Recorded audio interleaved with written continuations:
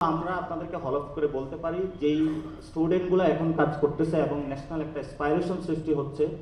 তাদের একটা জাতীয় মুক্তির আকাঙ্ক্ষা রয়েছে। আমরা শুধু বাংলাদেশ নয়, যে আপু বলেছিলেন, আমরা সাউথ এশিয়াতে এবং গ্লোবাল স্টেজে বাংলাদেশকে একটা এমন একটা জায়গায় ম্যাপিং স্টেজে নিয়ে যেতে চাই, যেখানে আপনার যে অনাগত সন্তান এবং ভবিষ্যতে যারা আসবে প্রজন্ম, তারা প্রাউডলি বলতে পারবে আই এম বাংলাদেশি পিপল, এবং তার সেই পাসপোর্টটা দেখিয়ে সেখানে সে কখনো হিউমিলিয়েশনের কোনো শিকার হবে না। এই পর্যায়ে আমরা নিয়ে যাওয়ার জন্য আমরা কাজ করে যাচ্ছি। এই তরুণ প্রজন্মকে আমরা চাঁদাবাজি, বিভিন্ন যে রাজনৈতিক কালচার রয়েছে সেগুলো থেকে মুক্ত করে আপস্কিল করার জন্য, ব্যবসায়িক কর্মকাণ্ডে অংশগ্রহণ করার জন্য আমরা একটা অ্যাসোসিয়েশন গঠন করি,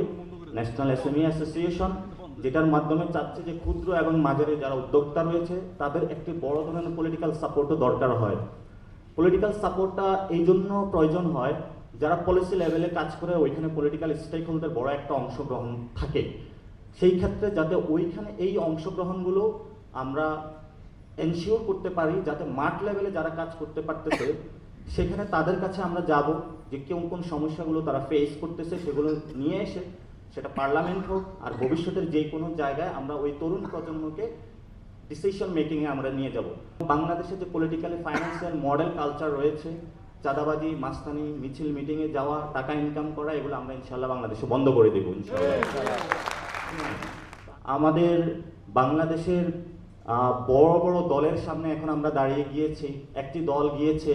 আরেকটি বড় দল আমাদেরকে ধরার জন্য অপেক্ষায় আছে, যে একবার বলতেছে যে তোমরা তো বাচ্চা ছেলেরা ইলেকশন করতে পারবে না, একবার আমাদেরকে চ্যালেঞ্জ দিয়েছিল, ওরা কি পারবে, আমাদেরকে তো ক্ষমতা থেকে নামাতে পারবে না। মানে হাজার ধরনের কিন্তু চ্যালেঞ্জের মধ্যে দিয়ে আমরাও যাচ্ছি। তো ইনশাল্লাহ আমরা পার্লামেন্টে যাব এবং সরকার গঠন করবে, এটাতে বাংলাদেশের 18 কোটি মানুষের কোনো সন্দেহের কোনো অবতারণা রাখার প্রয়োজন নেই। আমরা গত 10 মাসে বাংলাদেশের যারা রাইজিং মিডল ক্লাস রয়েছে, তরুণ প্রজন্ম যারা রয়েছে, যারা যুদ্ধটা করেছিল নতুন বাংলাদেশ গঠনের জন্য, এই 10 মাসে এই রাইজিং মিডল ক্লাস এবং তরুণদের জন্য এই সরকার কোনো কিছু করে নাই। এই সরকার বাংলাদেশে যেমন দায়িত্ব রয়েছে তাদের একটি সুষ্ঠু ইলেকশন দেওয়া, তার আগে এই সরকারের বড় দায়িত্ব রয়েছে তরুণ প্রজন্মের কাছে। এবং যারা ক্ষুদ্র মাঝারি উদ্যোক্তা, যেটার বিনিময়ে উনি বিক্রি করে হলো একটি নোবেল পাইল,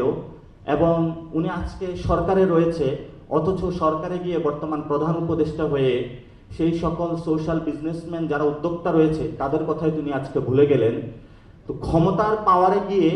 আপনি যেই জায়গা থেকে রুট থেকে এসেছেন আপনার সেটাকে